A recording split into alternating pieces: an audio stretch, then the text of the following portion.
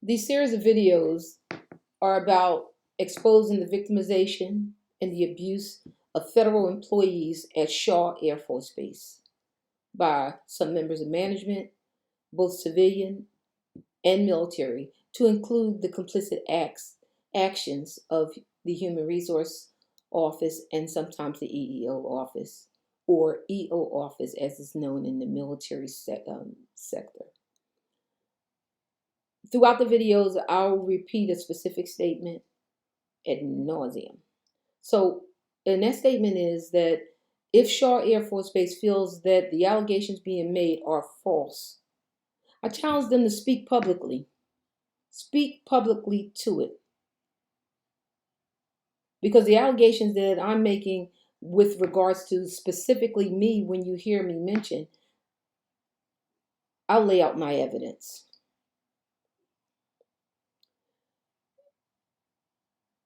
There has to be an understanding that people who engage in these different types of oppressive acts, terrorizing their employees, some form of victimization, whether it's harassment, threats and intimidation, coercion.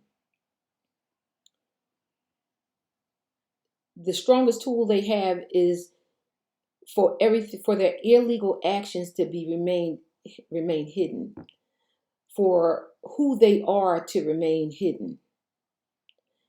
That gives them that power and control. And as long as no one ever knows, their illegal acts are perpetuated majority of the time. Hence the reason for me stepping up to do the video. So what happens here is we think about abuse, we think normally of domestic situations. Victimization and harassment, we think of more public situations. But when it comes to the workplace, we never think of victimization, harassment, and terrorizing. We say, oh, it's workplace harassment, hostile work environment, things like that. But the fact remains that regardless of the forum, it's still abuse and victimization. And the person or persons doing it are still abusers, victimizers. So many times I've heard Congressman Lewis, the late Congressman Lewis, speak of good trouble, getting into good trouble. And at that same time, it reminded me when I was stationed at Dover, one of my teenagers that I was working with, young man, was going into the military, and I asked him why he chose the branch that he chose. And he said, someone has to do it. And I kept that thought in mind. And as I as I tussled with my situation and my decision to come forward, I thought of these things. I thought of my mother and the upbringing and her strength. Somebody has to do it. So please understand that because of those different feelings, the decision to come to speak openly about what happened was more than a notion. To speak publicly, you have to deal with the feelings of embarrassment, the feelings of shame, uh, and so many other feelings that touch you. And it takes a lot to get past. So because of the mental health impact that it has had on me, my situation at Shaw, this I took and it weighed a lot on me coming forward. So I had to think that my mental health is important. And speaking about what happened is important. And this is one way to save myself. I was diagnosed with something I'd never heard of before, even with my education and trainings, moral injury, along with a few others. So I feel the impact, I see the impact that it had on me. And it's been some years now that I'm still fighting this situation in court, but I have no idea how long it's going to take for me to get through the mental health impact to help me to get back to me. So this helps. This is going to help me, but I'm hoping that it'll help so many others and maybe prevent anything else from happening in the same manner.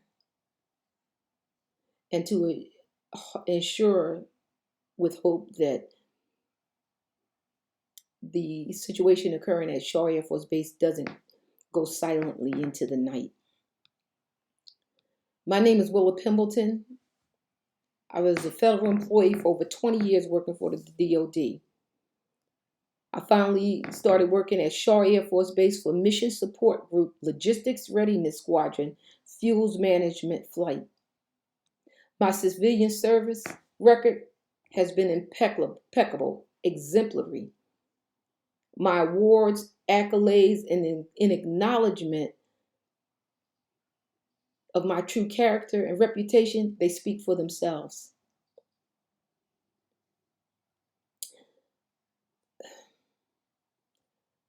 Shaw Air Force Base put me up for Sumter County, Greater Sumter County Chamber of Commerce Military Citizen of the Year because of how they felt for me, because of what they thought of me, what they observed from me. I was given the Civilian Achievement Medal, not by protocol, but some of the people involved had no other choice, so they left it in the mailroom at the end of my period before I left Shaw. So, so when you hear my story, different parts will come out throughout the different videos. But understand, my story is one of many. The things that have happened to me are not directly personal targeting me only. It's a pattern of behavior that has been going on.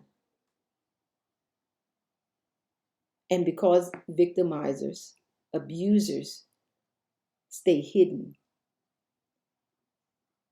it continues.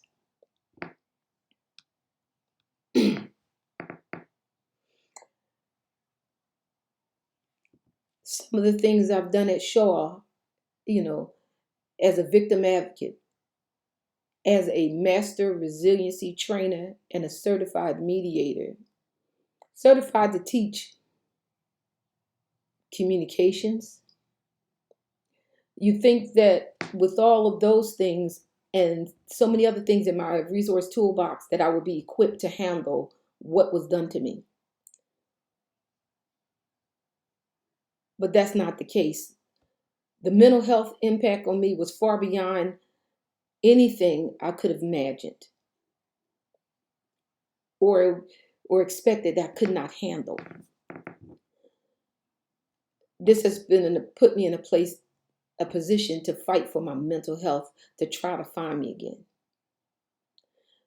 Victims of abuse, victimization, targeting, harassment, regardless of where it comes from, is a completely different ball game than what the average person perceives. We think we understand. This is what empathy and compassion affords us. The actuality is that until we've literally walked a mile in the victim's shoes, true comprehension, we don't know. It has to come from that experience. The allegations in these series of videos, again, there's evidence to support it. There are people that, if they weren't afraid that somebody will find out who they are speaking, that are ready to speak, been ready to speak for a while now.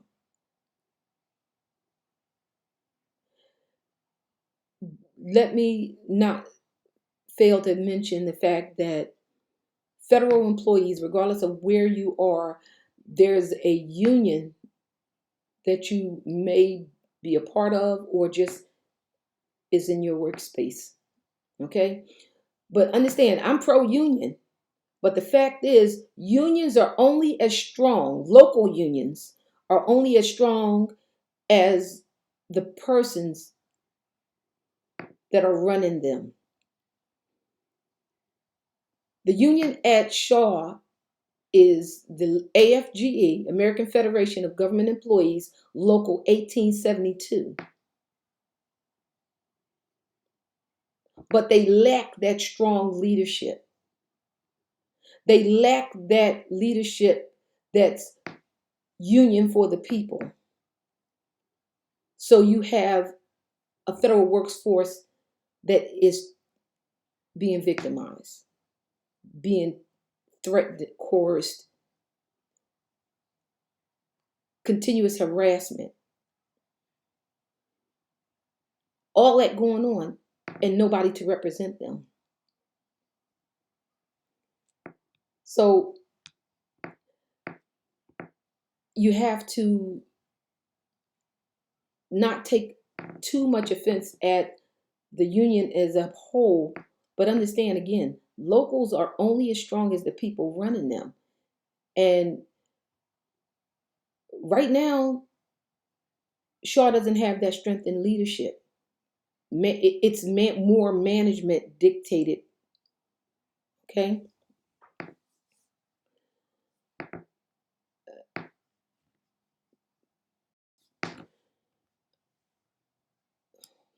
We see TV shows, we see movies, we listen to people speak about victimization, abuse. Fact is that the federal employees at Shaw have been kept quiet for so long. Complicity from some of the leadership, whether it's civilian or military, all falls in. What I do have is an affidavit from a former member of leadership. Actually, they ran the EEO office.